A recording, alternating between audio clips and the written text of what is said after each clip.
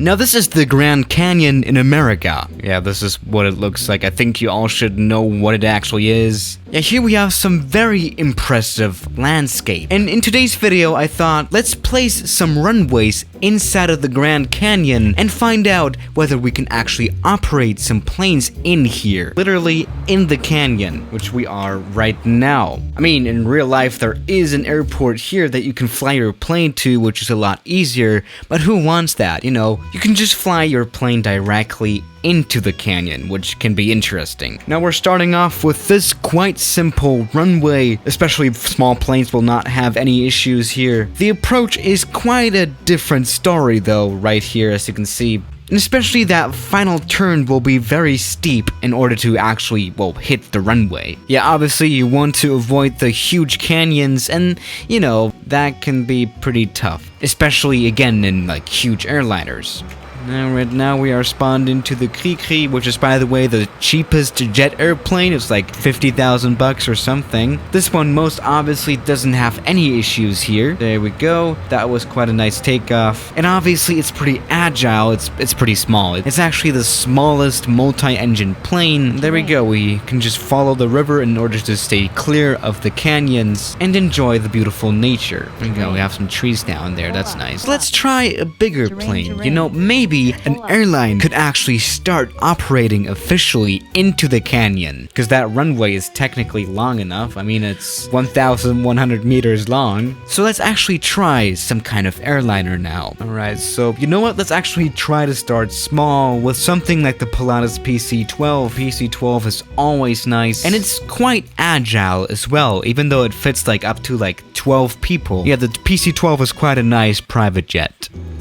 Alright, welcome aboard Swisser 01 Air into the Grand Canyon. Like, not into a canyon, but like into the valley, or however you call it. Yeah, my canyon terminology is not that good. Let's stay clear of obstacles. I mean, is this a mountain? It's technically not a mountain, it's a canyon, right? Like, what do you call this hill? Alright, let's put gear down, which always sounds a little bit kind of creepy, actually. Alright, let's put the flaps out. Alright, right now there's a lot of hot air balloons here, that's not good. So as I've already said, the PC-12 is pretty agile. No worries, we are about to land. Alright, that was not the best landing really. Alright, now some reverse thrust action. This plane is able to stop super quick. Oh wow. Alright, we have damaged the propeller now. Alright, so this was the landing, and at some point we were super duper close to this hill, to this canyon. Could have definitely gone wrong, but yeah, I can imagine that especially bigger airliners will have issues maneuvering between all these canyons. Yeah, I've had better landings. Yeah, the reverse thrust of this engine actually is super duper strong. Actually so strong that it made itself hit the ground, which is not good. But this was quite a nice stop, wasn't it? Alright, so let's move on to the next plane. Let's actually try a jet airliner now. How about the ERJ-145? Alright, airliner, let's do this now. It's quite fun to fly between these canyons, really. Now, something else that I've just noticed was that you could obviously also use the Colorado River to land. Terrain. Yeah, the terrain warning is a little bit annoying. Right, landing gear is down. Let's land the plane down on the runway. Ouch. Just that sound of the landing, Jesus Christ. Kinda sounds like we landed on the belly of the aircraft, but we didn't. This was quite a safe landing, wasn't it? So yeah, United Express, why not, you know? There we go.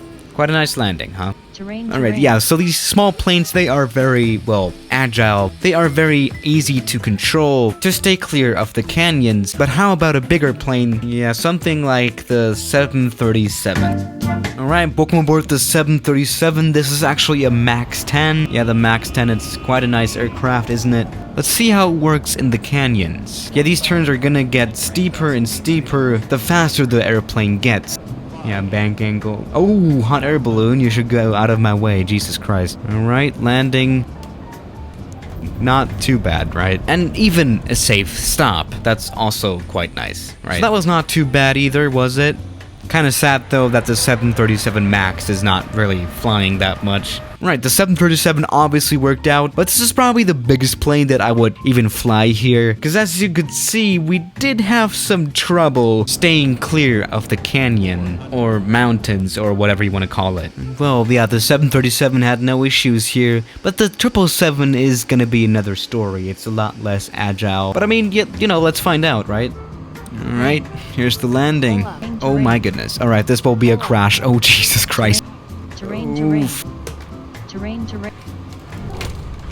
That was a hard landing. Let's try to stop. Alright, there's the Colorado River, and we have now crashed into it. We can use this plane as a boat, right? Now we have gone too far. This definitely does not work.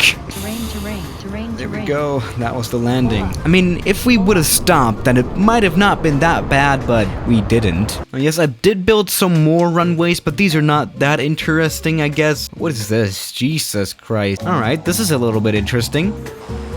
Yeah, you know, a plane's landing gear doesn't like this place, I can imagine. Alright, let's just find the next runway. There should be one around the corner. Yeah, we are spawned into the Twin Otter. This one should not have any issues here. Oh wow, this is quite a bumpy runway, isn't it? But yeah, this runway is totally unusable with that bumpiness. No plane is gonna land here safely. Oh wow. Yeah, these are pretty unusable. One thing I want to try is land a 747 on a small runway like this. Yeah, the 747-8, simply because it has some very interesting stopping capabilities. Yeah, you know, we have discovered the stopping capabilities in another video in the past. And yeah, it did blow me away a lot. Let's land this plane on a 648-meter runway. Alright, here we go, 747. Let's just again follow the river for the approach. Alright. Looking good. I mean, right now the approach is not that challenging just yet. You know, we're again just following the river, staying clear of the canyons, and the runway is actually down here. Let's hope for the best, right? For some reason we don't have any engine sound again, which is kind of weird in this one. It's always the 747, I don't know why. Oh, I think we hit something there. Oh goodness. Alright, we have landed. Let's stop, or something. Which we have. Alright, so there you go, Korean Air. You can land the 747 at least here at this runway, which is a little bit more clear of obstacles compared to the other one. No worries at all. Oh yeah, by the way, one other thing that I forgot to do was actually operate planes on the river itself. I mean, this is quite a flat surface, so we don't have to worry about any bumps. And obviously it's pretty long, that's what she said. Now let's go ahead and operate some seaplane here, and let's try a plane that we don't really talk a lot about on this channel, and that is the Beriev B-200. Yep, here it is. This is actually an amphibious airliner. This jet airplane can land on water. Yeah, I already made a full video about this one. It's quite interesting, but it's a failure of an aircraft. There are only like 60 of these flying around, which is kind of sad because this plane is genuinely cool. Let's see if it's cool enough for the Colorado River. Now, I think in real life the Colorado River is a lot, well, tougher. You know, it's more of a stream, really. Let's see if this works. Oh my god, we almost crashed into the canyon. Alright. Thing is, this river is not very straight, so let's do this carefully. Alright, there we go. We have landed on the water. There we go. And just like that, we have actually landed on the Colorado River with the Beriev BE-200. So there's always possibilities. But yeah, what have we learned in this video? Probably nothing. I mean, well, this video was quite useless, but anyway. You know, the landscape is pretty nice also in the sim here. This looks very beautiful. But yeah guys, thank you for watching today's video. And I'll see you tomorrow. As always, good night.